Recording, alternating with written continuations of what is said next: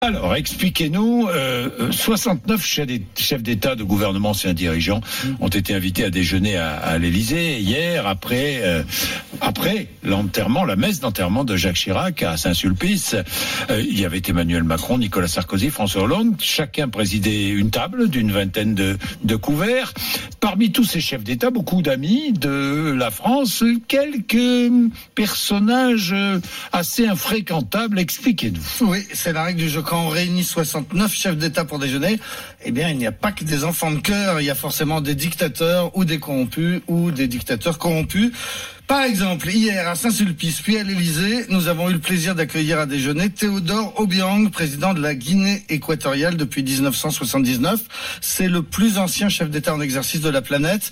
Il est arrivé au pouvoir en renversant son oncle, puis en le faisant exécuter. Depuis, il règne sans partage sur ce petit État pétrolier. Il se dit régulièrement victime de tentatives de coup d'État, ce qui lui permet à chaque fois de resserrer la vis des services secrets. Il y a 2 ans, par exemple, 130 opposants ont été arrêtés tous en même temps et condamné à des peines allant jusqu'à 96 ans de prison. La capitale de Guinée équatoriale, Malabo, c'est une ville où si vous dites du mal du président, par exemple, dans un taxi, vous êtes certain de voir débarquer la police dans le quart d'heure qui suit. La police qui aura été prévenue par le chauffeur de taxi. C'est un diplomate africain à qui c'est arrivé qui m'a raconté cette histoire très récemment.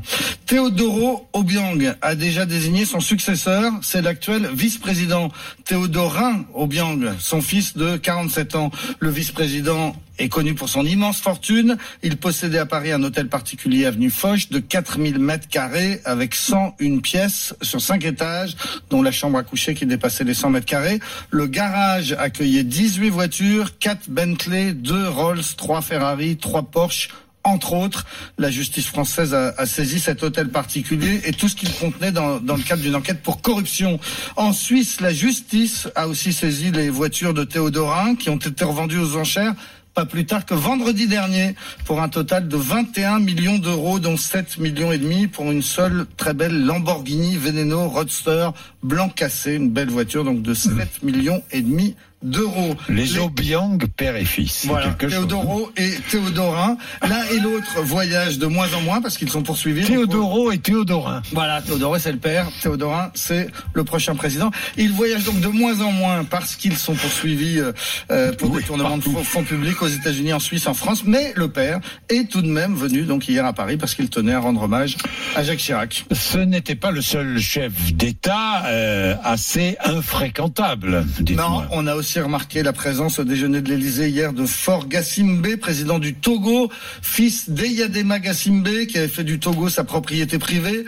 Il avait par exemple installé la direction du trésor public chez lui, dans son palais de Lomé. C'est plus facile. Voilà, pour récolter les impôts, c'est plus rapide. Pour puiser dans les caisses, c'était direct. Puiser dans les caisses, c'est formidable. Canal, oui, direct. C'est chez moi. Mais oui, la direction du trésor à la maison. Non, mais c'est pas mal. Alors, lorsqu'Eyadema a voulu passer la main à son fils parce qu'il était malade, il a fallu modifier la Constitution. Elle prévoyait qu'un président devait avoir au moins 45 ans et son fils n'en avait que 35. Jacques Chirac a été consulté, il a approuvé le changement constitutionnel. Les textes ont été modifiés et le fils a pu se faire élire. Scrutin marqué par des violences. L'ONU estimera que 500 personnes ont été tuées le jour de l'élection. Les Gassimbe, père et fils, sont accusés par les États-Unis d'avoir en partie construit leur fortune sur le trafic de drogue. C'est le port de Lomé qui servait à l'époque de point d'entrée de la cocaïne colombienne. Denis Sassou Nguesso, le président du Congo-Brazzaville, était également présent. Oui, et lui aussi est au pouvoir depuis 1979, 40 ans, mais lui avec une interruption de 5 ans. Il est revenu aux affaires en 1997 à l'issue d'une guerre civile où ces milices, qu'on appelait les Cobras, ont commis des exactions terribles. Là encore, on est dictateur de père en fils. Denis Sassou Nguesso a déjà désigné son successeur. Ce sera son fils Denis Christel Sassou Nguesso, dit Kiki. Il est soupçonné d'avoir détourné le mois dernier 50 millions d'euros lors de la signature d'un contrat avec une société brésilienne.